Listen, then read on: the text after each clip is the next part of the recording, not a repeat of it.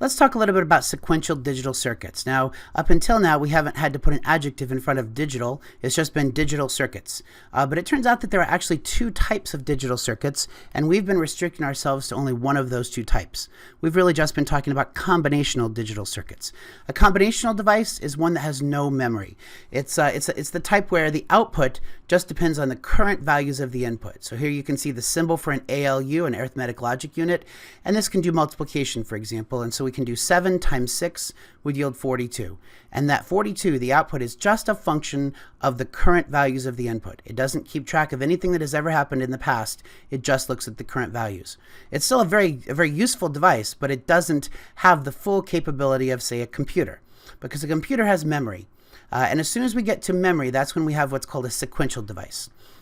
A sequential circuit contains at least one bit of memory and probably a lot more than that. We're going to start by talking about pretty simple devices, but when we get to the size of a computer, for example, we might be talking about billions and billions of bits of memory, even trillions of bits of memory. So the current value of the output in those cases is a function not only of the current inputs, but also as well all the previous inputs that have ever been applied to the circuit. It's kind of a funny way of thinking about memory, but the memory could look back 10,000 bits ago to make a decision about how it will respond to a particular input today. Sequential devices are much more complicated than combinational devices. You're going to find that there's a reason why we did combinational first, but they also have much greater capabilities. You'd say to yourself, would I rather have a 4-function calculator that can just do, the arithmetic operations, or would I rather have a full-blown computer which can do much, much more? And you can see the difference between combinational and sequential. Now, the memory contained in a sequential circuit comes what we call a flip-flop. Flip-flop always seems like a pretty frivolous name for an electronic device, but it does describe what happens. It'll either flip or flop. It'll be in one of two states, a 1 or a 0, high or low, plus 5 volts or 0 volts. Now, the flip-flop is going to change its state only when an active edge occurs on its clock signal. And I put both of those phrases in quotation marks because we haven't encountered them before. The clock signal is a signal that is typically going to be a square wave operating at a particular frequency. And it's sort of like the heartbeat of the system, or it's sort of like the conductor of an orchestra. And just like the conductor of the orchestra, whenever he or she raises the baton and is ready to move it, that's when everyone starts playing the music. And in the same way, all digital logic devices are going to be looking to the clock to decide when to make their transitions. So the flip-flops can decide that I'm going to switch from 0 to 1 or from 1 to 0, but those transitions are always going to come at the active edge of the clock signal. What is an active edge? Well, the active edge can be either a rising edge or a falling edge. Here in figure 2, you can see that the signal was low, and when it goes high, that's referred to as a rising edge. And if it was high and then it goes low, that's referred to as a falling edge. Now, some flip-flops are going to use rising edges as their active edge, and some flip-flops are going to use falling edges as their active edge. There are good benefits to each of them. There are certain circumstances where each one would be more beneficial than the other. So we'll see examples of each, and we'll see how you can tell which one is the active edge for a particular type of flip-flop.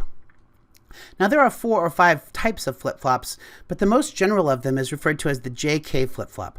JK, not named after J.K. Rowling, but named after Jack Kilby. He was the Texas Instruments engineer who invented the integrated circuit in 1958. So that's a piece of trivia that most of the students who don't take this class don't know. JK stands for Jack Kilby.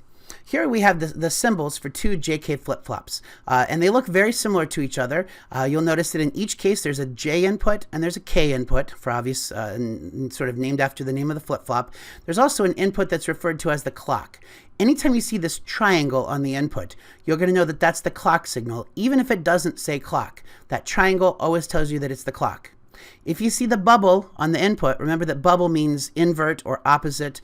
If you see the bubble on the input, that means that it's a falling edge triggered flip-flop, sometimes referred to as a negative edge triggered flip-flop. And if you see no bubble, you know that it's a rising edge triggered flip-flop, sometimes referred to as a positive edge triggered flip-flop. So there's the clock, which controls the timing of when transitions take place. There's the J input and the K input. Those control how does the transition take place. Does it transition from high to low, from low to high? Does it stay high? Does it stay low, etc.? And then we have the output. And the output is typically represented by the letter Q. And so the output is going to remember what the previous inputs of J and K were, and it will make decisions based on what those previous inputs were. Now, so far, all you need to be able to do is recognize these symbols, tell which one is rising edge, which one is falling edge, know that J and K are the inputs and that Q is the output. So far, that's all that we've seen. There's a lot more to learn about JK flip-flops. Here's the table that shows how active edges are handled by the JK flip-flop. So we're going to look at all 4 possible combinations of J and K. We're going to find that there are 4 different functions that can take place. If J and K are both 0, then the output is really just going to stay the same. We're going to say that it holds. It's going to hold whatever it used to hold. After all, that's the best thing that memory can do, is it can hold the previous value. So Q is going to contain Q0. That's sort of shorthand notation for the previous output. Whatever the output used to be, it's going to continue to be that. If J is 0 and K is 1, then Q is always going to go to 0. Regardless of what it used to contain, it will reset back to 0. If J equals 1 and K equals 0, then Q is always going to go to 1. It's going to always set. So these first 3 are the most important 3 conditions.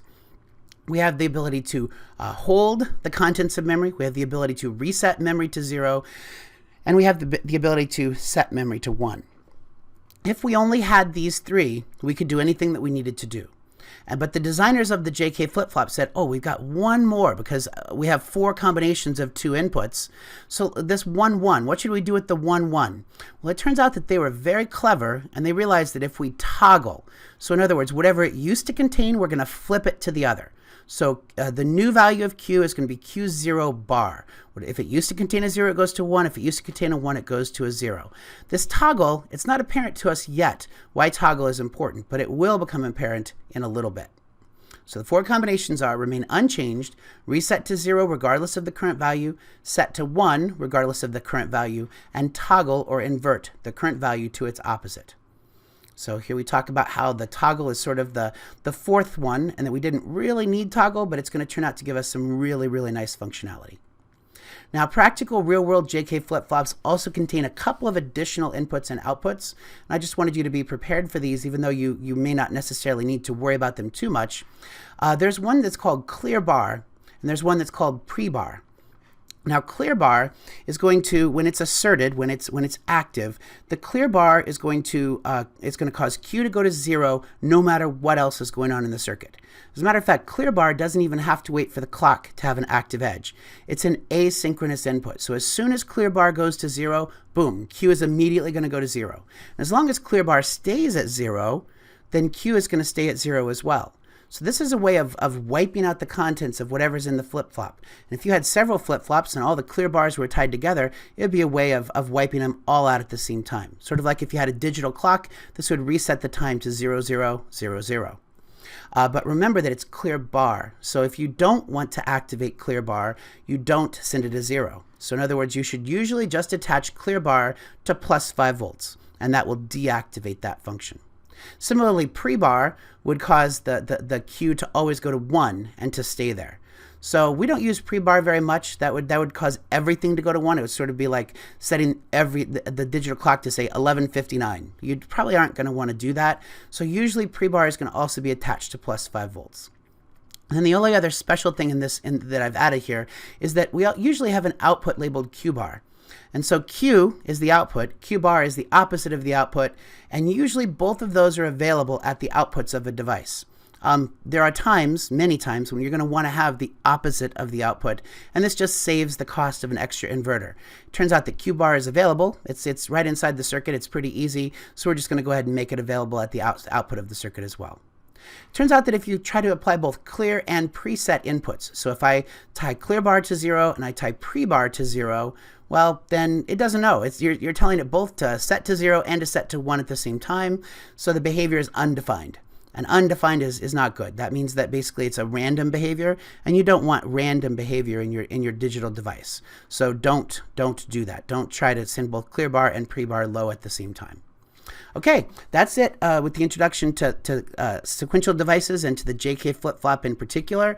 You now have enough information to do the JK flip-flop behavior example problems, and I would encourage you to go ahead and do those.